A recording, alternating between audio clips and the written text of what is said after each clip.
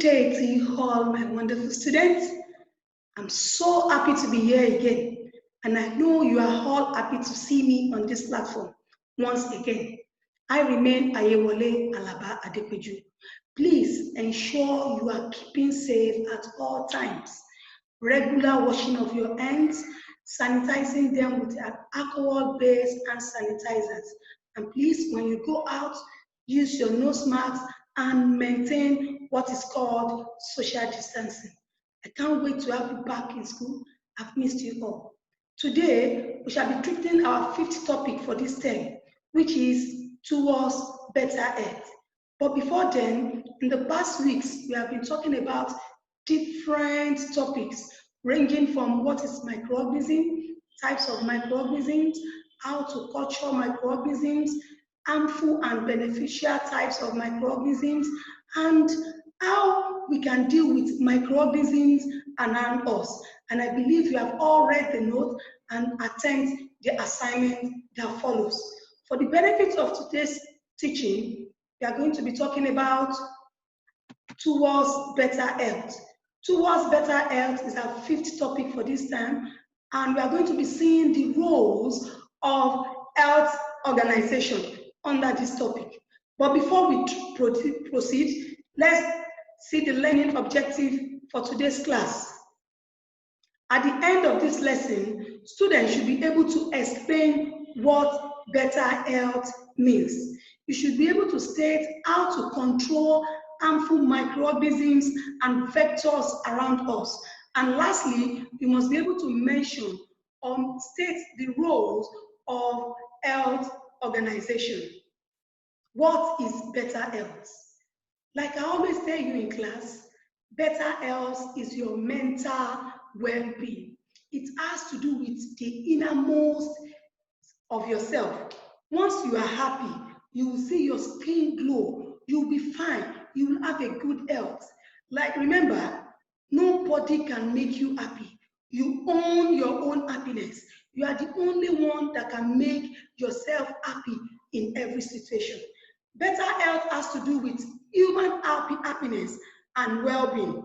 In order to attain better health, there is need to control diseases causing microorganisms and their vectors to improve public health facilities.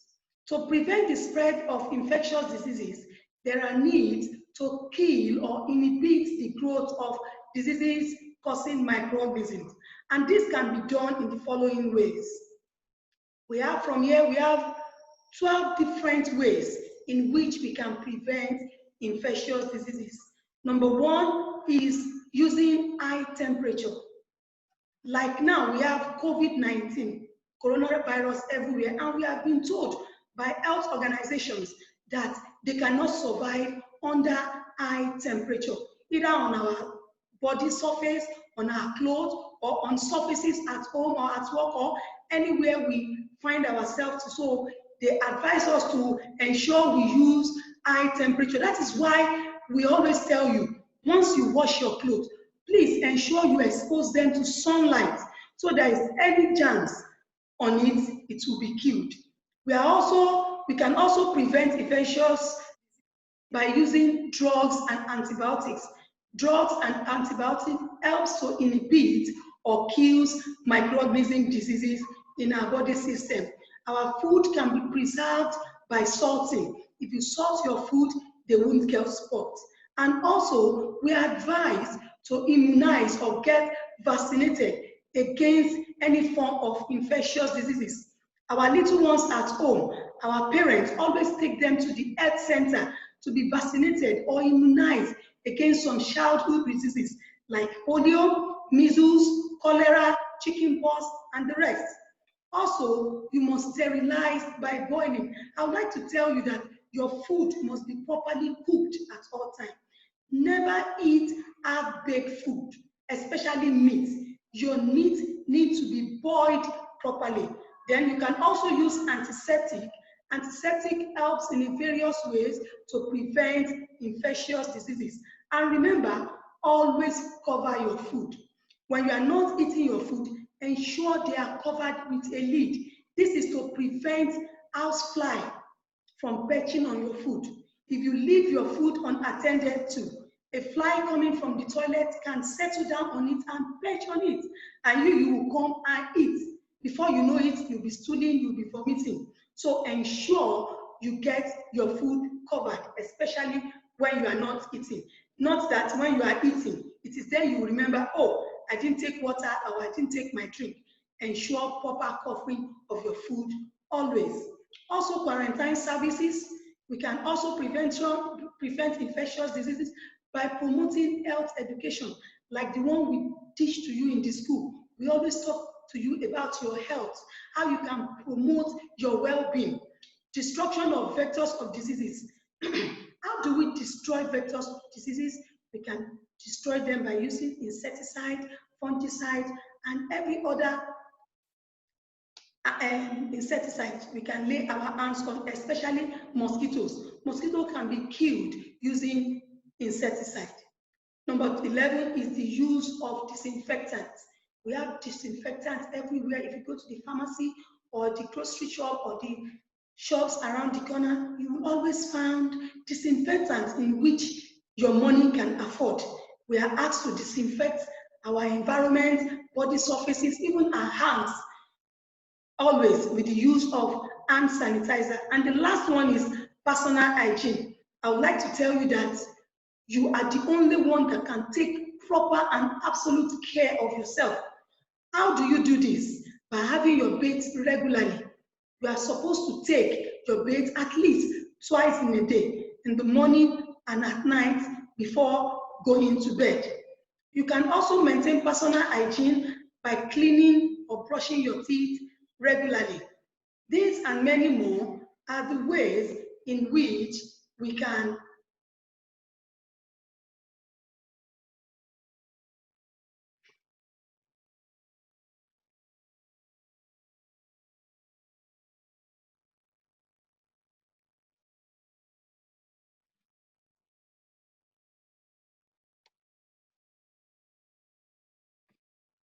These and many ways are the ways we can prevent infectious diseases around us, in our homes, in our schools, and everywhere we find ourselves. Let's move on to control of vectors. How do we control vectors? Firstly, a vector is an animal which transmits a disease-causing organism, which we all know to be pathogen, from a victim of that disease to another person. So vectors around us should be properly controlled. Their mode of transmission, the host and major system should be well treated. Vectors include mosquitoes, housefly, blackflies, and many others. Like I said earlier on, vectors can be controlled by using insecticide, especially mosquitoes. You can get a very good insecticide in treating or killing mosquitoes in our various homes or in our environment. It is advised that we use a well-treated mosquito net, especially in the night when we are about going to bed. Also, how do we maintain good health, especially in the public? The maintenance of good public health in a nation will require the following steps. 1. Refuse and sewage disposals. Our refuse need to be properly disposed, and sewage too should not be properly disposed. You can see some houses or buildings, they dispose their sewage effluent in the gutters. And remember, most of our type that carries our drinking water pass through this gutter. If by any chance those pipe is broken, the sewage will enter, and once we open our taps from our various homes, we take this water and drink, and before we know it, we'll be infected with different infectious diseases like cholera. Before you know it, one will start vomiting, one will start stooling. Also, we can maintain good health by protecting water supply and provision of clean water. I've just made mention of that one. If you are not sure that the water you are drinking is not clean enough, please ensure you boil it to 100 degrees Celsius. Allow it to cool before you drink. Or you can use chloroquine. There's another chemicals in town now. You can get it in the pharmacy. It is called water guard. Once you put 2 or 3 drops inside the water, any microorganisms or germs present in the water will be killed. Then food hygiene. When we are preparing your food at home, ensure before you start cooking, you wash your hands very well so you will not infect the food you are cooking with the microorganisms under your fingernails. When you are cooking in the kitchen, please don't talk. Your saliva contains different types of germ. And also, maintenance of good health can be done by the control of disease and also with the support of our various health organizations. What are the roles of this health organization? For the purpose of this class, we are going to be seeing 3 of our health organizations, though we have about 10 or even more. The first one we shall be talking about is WHO, which we all know to be World Health Organization. World Health Organization helped to set up international quarantines regulation. Like in this era of COVID-19, they have set up plans on how person should be quarantined during this period.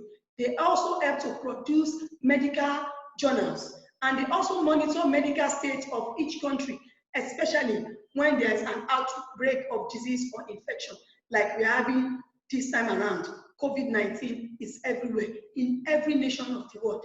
The second health organization we shall be talking about is UNICEF, United Nations Children Education Fund. They feed the destitute. They improve the nutrition of undernourished children by providing them good food, well-balanced diet, and even money. They also give scholarship to the less privileged children that do not have parents, they don't have family, but they see them to be very brilliant. They help to sponsor their education. Also, the International Red Cross Society, they are very useful, especially in the time of war. They provide welfare of the prisoners of war. That is, they provide welfare for the people we refer to as prisoners of war. They also provide transport for the evacuation of refugees, that is, people that are stranded in a particular country, especially during war. Also, in times of peace, they assist in preventing accidents, and they always provide the first aid to patients. That is why you see in our various homes, school, offices, a box tagged first aid. It is the content in the box helps to give a first-hand treatment to anybody in terms of accidents. The last one is the Nigerian Medical Association. They are always there to alert any nation when there is an outbreak of diseases, especially in our country. That is why it is tagged Nigerian Medical Association. Like this time now, when there is an outbreak of disease, they are the first to alert the nation that there is COVID-19, a virus called coronavirus everywhere. And they also monitor the recruitment of well-trained doctors in our various hospitals, especially government-owned hospitals. With this, we have come to the end of today's class, our 5th week topic for this term, which is better health. Like I said earlier on, you are the only one that can give yourself better health by staying clear of any evil devices, by eating well-balanced diet, and making sure you are happy at all times. And I want you to go to the school website to download the comprehensive notes on this topic and ensure you must follow, you must attend the assignment that follows this topic.